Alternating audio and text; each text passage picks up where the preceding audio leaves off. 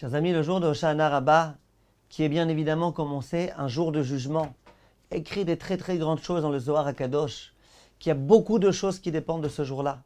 Il y a écrit que ce jour-là, un petit peu à l'instar de Yom Kippour, c'est un jour aussi d'expiation d'un certain nombre de fautes. C'est un jour de prière, c'est un jour dans lequel le Zohar HaKadosh dit tout dépend de la bouche. C'est pour ça qu'à Hoshana Rabbah, on se sert beaucoup de la harava. La harava, elle ressemble aux lèvres. Bref, ce jour-là, on va dire, dans les fameuses Hoshanot, on va dire que Hashem, Hoshana, Voshiana, Avinu Ata. On va dire Hashem, sauve-nous, tu es notre Père. Alors Rav Widerman, il ramène ce qui est rapporté dans le Sefer Hara, Maré des Hara d'Israël. Là-bas, il raconte une histoire qui s'est produite avec un grand Rav qui s'appelait Rabbi Yeshaya Bradaki. C'est l'un de ceux qui a fondé le Yishuv à Yerushalayim, qui a commencé à reconstruire Yerushalayim. Cet homme-là, lorsqu'il a voulu se rendre en Eretz Israël, il était en bateau. Et à un moment donné, le bateau a coulé. Il s'est trouvé, lui, avec son petit garçon, sa petite fille qui ne savait pas nager.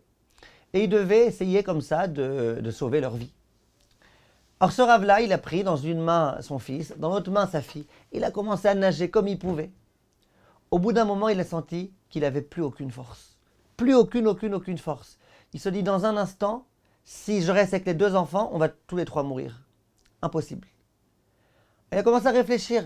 Qui est-ce qu'il faut que je garde alors? Il faut renoncer à quelqu'un, il n'y a pas le choix. Vous imaginez un petit peu les circonstances tragiques dans lesquelles un homme doit se poser ce genre de questions. Je renonce à qui? À mon fils ou à ma fille? Il n'y a pas le choix si on va tous mourir.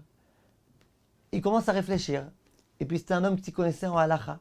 Il a commencé à réfléchir dans les circonstances particulières, son fils, par rapport à sa fille. Il est arrivé à la conclusion de halakha qu'il fallait qu'il sauve son fils et pas sa fille. Et donc il s'est dit, eh ben voilà, la halakha tranche qu'il faut que je prenne mon fils. Il s'adresse à sa fille et il lui dit, écoute ma chérie, voilà, je suis obligé de te laisser. Pas parce que je t'aime pas parce que machin, voilà, j'ai vérifié la halakha. La halakha, elle dit maintenant que pour qu'on puisse avoir notre vie saine et sauve, eh ben tant pis, on doit renoncer.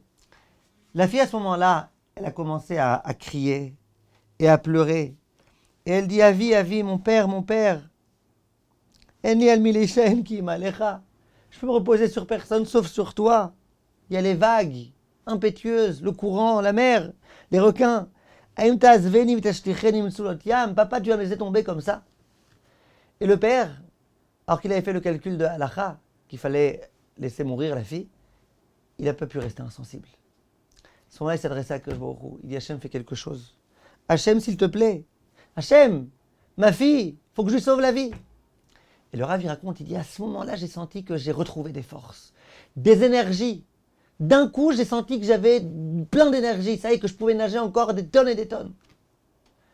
Il dit, eh ben, j'ai gardé ma fille et mon fils. Et puis, on a nagé. Et Baruch Hashem, on a réussi à atteindre la rive. Et Baruch Hashem, on est restés tous en vie. Tous les trois, on est restés en vie. Dis Rachamim, c'est un petit peu ce qu'on dit dans le Passouk. Quand on dit Tenu oz l'Elokim, on dit au peuple juif, donnez de la force à Hachem. C'est quoi donner de la force à Hachem? Quand on prie à Kadosh Baruch Hu, en quelque sorte, on donne à Hachem la force de nous aider. Tu vois bien? Là, elle aurait dû mourir, la fille. D'après le calcul de halakha, elle aurait dû mourir. Simplement, il a prié, Hachem lui a donné des forces. Nous, on donne des forces à Hachem pour nous aider quand on prie. Et il faut qu'on prie à ce moment-là.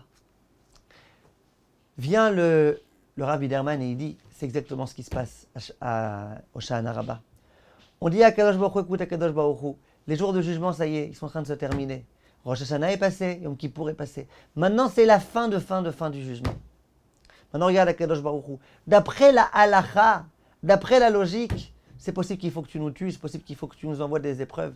Mais Hachem, ne fais pas ça, s'il te plaît, Kadosh Baruch Hu. Laisse tomber la halakha, comme la fille qui dit à son père, papa, laisse tomber la halakha, tu vas pas m'abandonner. Alors nous aussi, ce jour-là, on dit à Kadosh Baruch Hu, s'il te plaît, Hachem, Avinu Ata, t'es notre père. Ne nous abandonne pas, s'il te plaît, Kadosh Baruch Hu, t'es notre père. Et quand on prie de cette façon-là, eh ben, Bezrat Hachem, on peut avoir la possibilité de passer un bon Hoshana Rabbah et de se rapprocher beaucoup d'Akadosh Baruch Hu. C'est ce que je nous souhaite à tous. Merci et Chag Sameach.